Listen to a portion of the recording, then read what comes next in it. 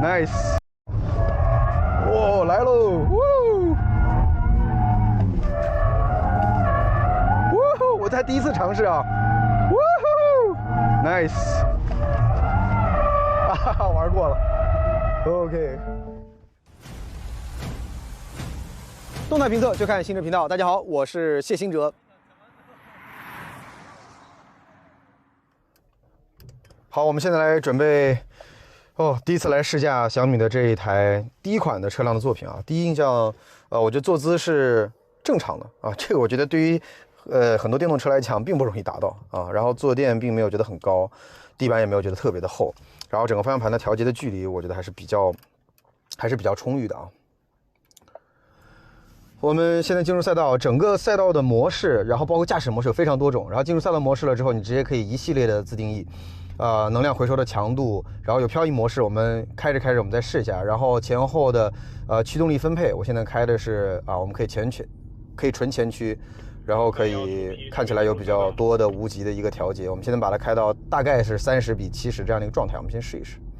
ESC 稳定系统直接全关 ，TC 直接全关。我们来看一下它的纯交给驾驶者的这样的一个感受是怎么样啊？126出批。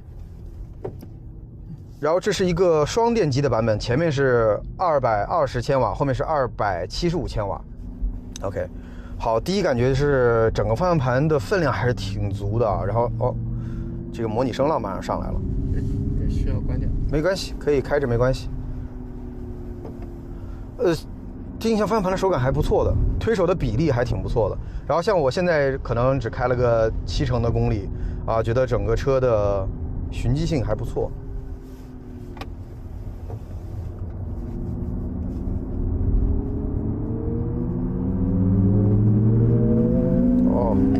OK， 给油的时候也比较顺啊，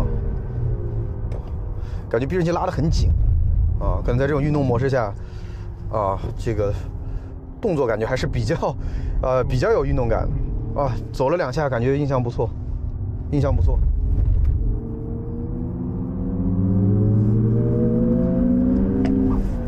OK， 制动脚感其实也还可以，因为现在其实制动是不太好的，因为已经上午的时候工程师们在反复的测试啊，刹车片剩的不多，就是上来我觉得以正常人的驾驶强度下，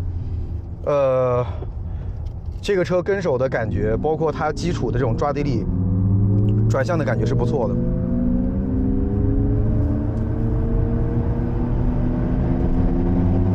OK， 地面还是比较湿滑啊，我们先一步步来。现在用的这个是 PSEV 是吗？对 ，PSEV 啊 ，Pilot Sport EV 的轮胎啊，刹车的脚感非常好。我虽然没有现在全力刹车啊，上点路点啊，上点路点相对稳定啊，还是会感觉到有一点点的这个低幅的这种弹跳。好，湿滑路面啊 ，PSEV 的抓地力还是可以的。好，我们先来推进一下第二圈。好，上路键 ，OK， 落地稍微摇2下，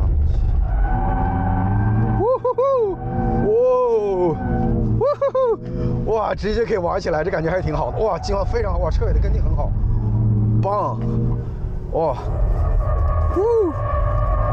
哇，你可以感觉到车的重量啊，但是哇，这种感觉就很对，因为我放了一点动力在前面，所以其实漂移角度即便它比较大，也是好玩的，哇，很棒！我刚才上来的时候我就跟工程师说，应该去开 EQE 的53的车型，因为它整个车，因为你说车很重，所以它绝对的弯道的极限不好说，但是它作为一台运动车，或者说有运动属性的车，它至少要给这种弯中那种旋转啊，包括进弯的旋转要有。哇，这个哇，很棒，哇，这给我第一印象非常好，就是你可以感觉到，你做循迹刹车的时候，车是跟着人的动作在转的。Very nice， 然后我会感觉到好像出弯的时候，它是不是还是限了一些动力啊？感觉像是，对吧？我感觉其实我方向完全放正，它才全给我，是的，对吧？这个就要批评了，这个就是 ESC 全关的时候应该全部给我。哇，但是哇哦，走了2个弯，印象非常好。我其实根本不在意它在这赛能跑多快，但是我比较在意的是，就是我要去玩它的时候，它给不给我玩，它陪不陪我玩啊，但是我的第一印象是，不错不错。然后就我刚才说的这个贴地的问题，我觉得在这里就比较明显，就是你看我在这里过路肩的时候，算是一个中速弯吧，这不是很高的路肩，你看车是会，这个抓地力是会被松掉，会被放掉的，我觉得可能可以再尝试去优化一下。OK， 好，漂移模式我们再试一下啊。哦，来了哦。啊，有限制。限制的话是做了一些超。啊，有限制。啊。资人员提醒一下车手，关注一下那个制动的一些表现性能。如果觉得有问题的话，我们稍微要停一停，散散热。没问题，没问题。啊，收到。因为现在的话做了一些超速的保护啊，对电机的做了一些保护。收到。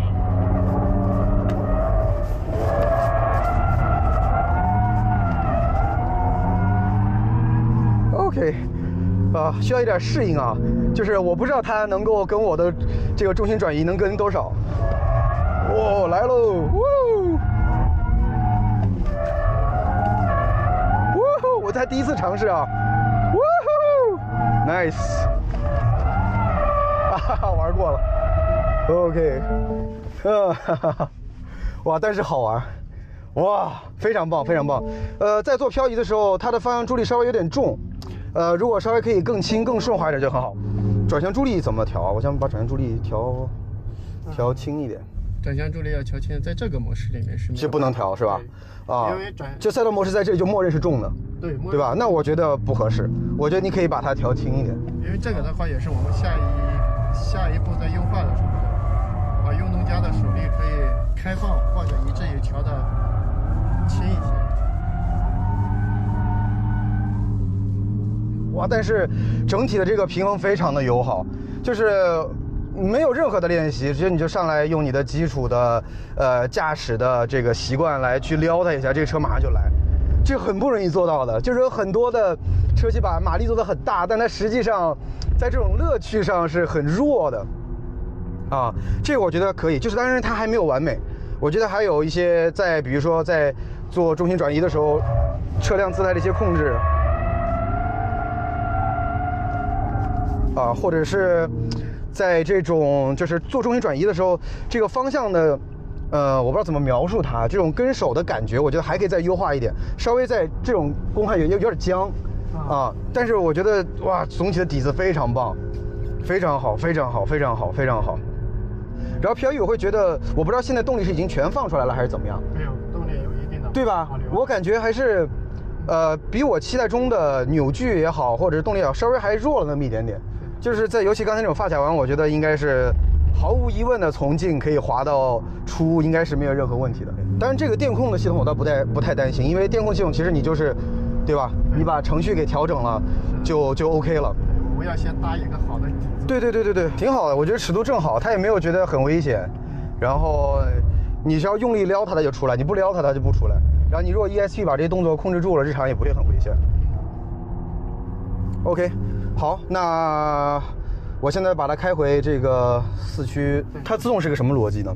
自动会根据你的油门的踏板的输出，然后会前后的分配有一个逻辑。那我弯中我给油门，它会比如说更倾向于后驱吗？弯中的话会更趋向于稍微后驱。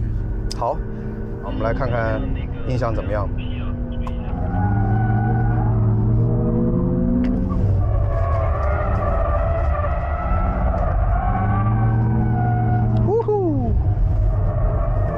是台重车，你一定要把它的速度要控制下来。哇！但整台车随时就是看你的手上有多少活，你就可以玩出什么样。啊 ，Good, not too bad。